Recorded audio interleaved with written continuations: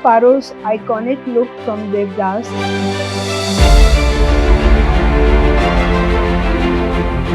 This is the look Sushmita Sen wore in Krishna.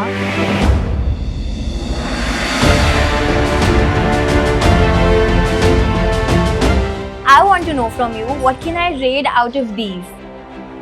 Anything else but not these.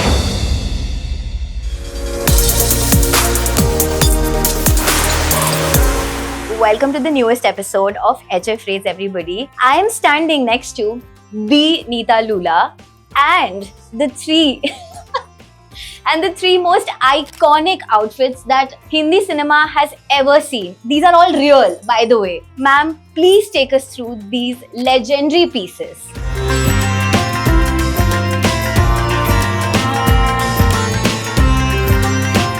The fabric that I had used is something called a spun silk, which is not available now. The petticoat in this sari is also made in brocade.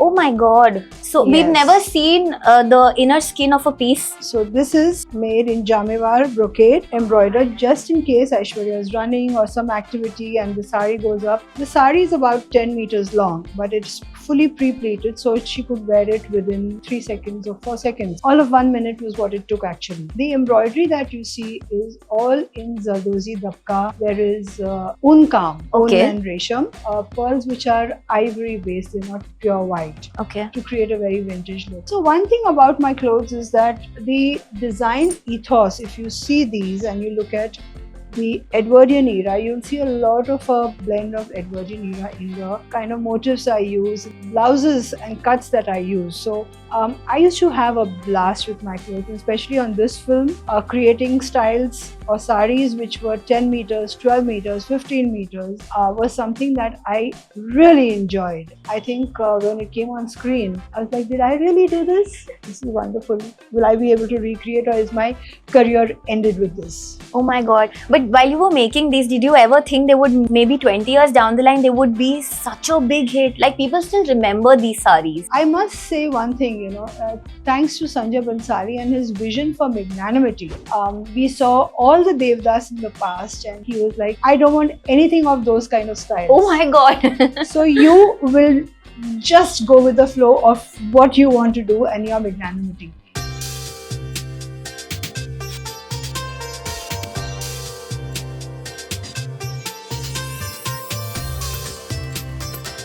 This is the sari that she wears just before Dola Re Dola. Yes. The embroidery is the motifs of the Dhakai sari. And if you see the blouse, it's actually a mesh which was placed on another silk fabric. Okay. And then Zardozi was done on it. You spoke about something called these saris also being pre-draped in that era. I think pre-draped saris were, nobody even had an idea. Even the colors, these are something that we've not seen enough. So the thought process behind was to not waste time in draping the sari on the actor. Yeah. If you notice, this blue sari was where she's sitting. Yeah. The background is moss green Yes. and it was all warm light. Yeah. This was something that came just before white and red. Yeah. So you wanted the starkness and the boldness of a married woman who came to a temple to confront, or she was confronted by another woman. And you needed that grandiose and you needed that style and oomph of making it traditional at the Yes. same time very larger than life. Yeah. That's where this The is. story comes from. Yes. And how much time did it take for you to curate these outfits for these pieces? So it took about 6 months. I went to Calcutta, I studied what kind of fabrics I could use because Devdas had addressed all the women. Yeah. So each one had to be different. There were sessions where Sanjay used to come to my house and we used to lay down all the saris and I used to say, Sanjay, I'm going to use this for one sari, this. And he would laugh and say, okay, do your thing, have fun. But these are the colors I want. So that's the starting point. The colors are the starting point? Or The colors and the fabrics. and the both. fabrics, both. A lot of costume designers would not get scripts and would not know what probably the character is like. But you were one of the first few people who asked for them. So, Jasmine, I come from the great divide of mainstream and films Yes. back in the 80s. Yes. The first time I heard the song Nayak Nahi, Khalnayak. Khalnayak, and I told Subhashji, I said, sir, can I please hear this song? Yeah. And he looked at me and he was like, "Ye ittu si chokri is asking me for the song. How dare?" And he says, "What will you do with the song? How does it matter to you? You need to just make the dress. I need the dress. Show me some references." I said, "But sir, that's exactly what I don't do. I need to hear the song." And then reluctantly said, "Acha sun lo, it's a rough." And so when I heard the song, he realized I was sketching While listening to the song. while listening to the song. And then when the song got over, I showed him the sketch. And ever since he and I became buddies, and he would say, "Neeta ko gana sunao, Neeta ko script de do." That's how it all started. Lovely. Do you have like a selection of these fabrics that you personally love, but a DOP might hate because they might not look as great on camera? No, I just go with what's required. For example, a simple thing like if I go to Jodhabgar, Yes. the DOP shot everything in natural Natural light. light. Yes. So I had to see to it that we recreated this kind of texture on mull. Her wearing lehenga in the film is also on mull. And you can't imagine a mull fabric being used for a bridal wear. That's the beauty of Beauty of- film.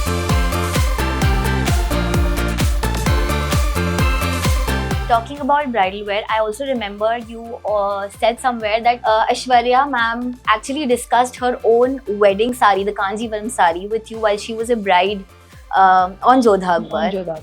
And for the longest time, you've collaborated with her. And I think every collaboration has been so iconic. This brings me to the Cannes sari, which we've all been talking about every year that Cannes comes up. Tell me, what was the story behind curating that look? It was about taking India to Cannes Yes. for the first time. It was about creating a sari that was iconic, bringing the ethos of our embroidery, our heritage, and using Dhakai Banarsi net to create that sari, which came actually from Devdas, creating the grandiose that I think the Western media had not seen, Yes. and using like traditional gold jewelry rather than a lot of diamonds. Yeah. Very simplistically Indian and yet very magnanimous. Definitely. Why was the idea of the embroidery so different and unique? So, Jasmine, this is from the film Kisna, Yes. and Sushmita Sen has worn it. Yeah. Because the theme was Kisna, Yeah. we wanted to create something with the theme of peacock feathers. Yes. And I didn't want to give her a color that was very bright and blue, and it was very easy for me to just put a blue and an orchid and a rust and say this is peacock colors. Yeah. Obvious But shades. I wanted to give the elements of peacock and yet make her look romantic. Yeah. It was a Kathak song, it was a Mujra song. I wanted her to look very romantic. And I wanted details so when she put her hand up, it would kind of just show Like a movement. And is the lining inside of this also anything special? It's tissue. It's tissue. It's tissue and it's cut in the same scallop that you see on top. It's lost shape right now, but you can't see it's it tissue. very much. I see the embroidery is still very intact. Yes. How did you maintain these pieces for so many years? It takes a lot to maintain this. We don't bring it out in Yeah. weather like this, where there's humidity. Hmm. And we keep it very intact with tissue inside and mull, and then fold it and keep it closed. Lovely. We were talking a lot about bridal wear. We are at your store.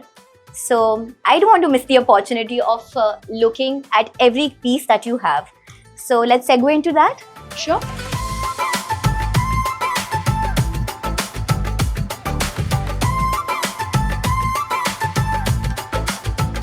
So every year, brides all over have different requirements for clothes. But generically, the classic colors that they kind of tend to lean towards is red, especially when they are overseas brides, or ivories, ecrues, golds. Those are the kind of colors that as a retail outlet and as a design house, we tend to keep a lot more here so that they can have a look at the different hues of an ecru or the different hues of a red, and then decide what color they would like to go with.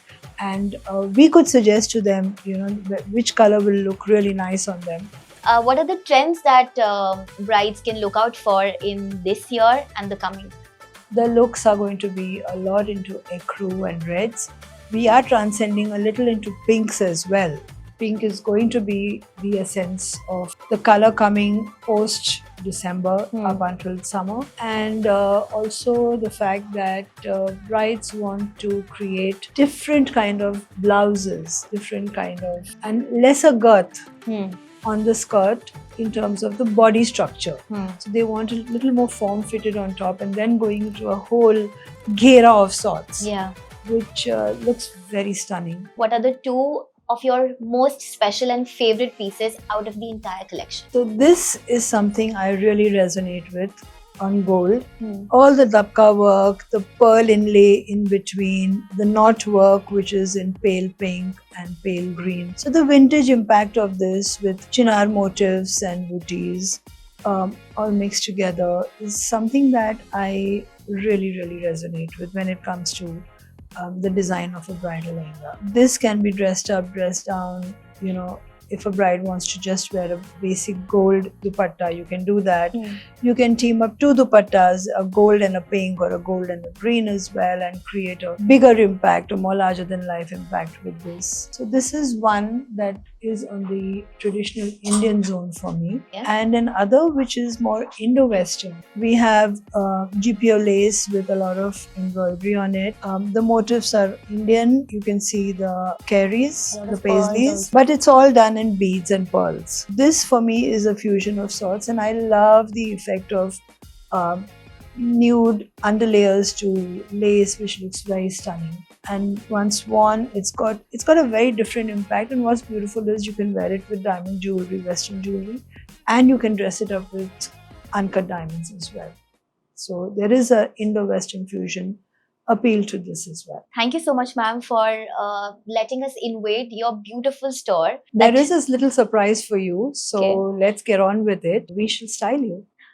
Okay, I'm very excited for that. I don't know how to react. Okay, I'm very excited.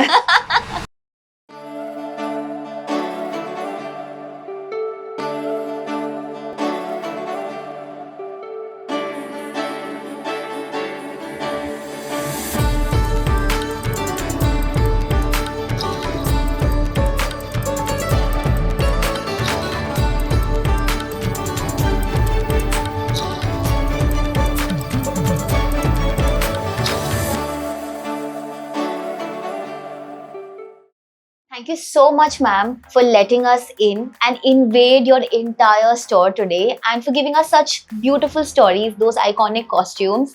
I hope you had fun today. I had a lot of fun. Okay, so the show's name is called HF Raids. So I cannot leave you without raiding something from your store. This is what you can raid. Oh my god. This is one of our pleated numbers. Okay, this is from which And, year? This is this year.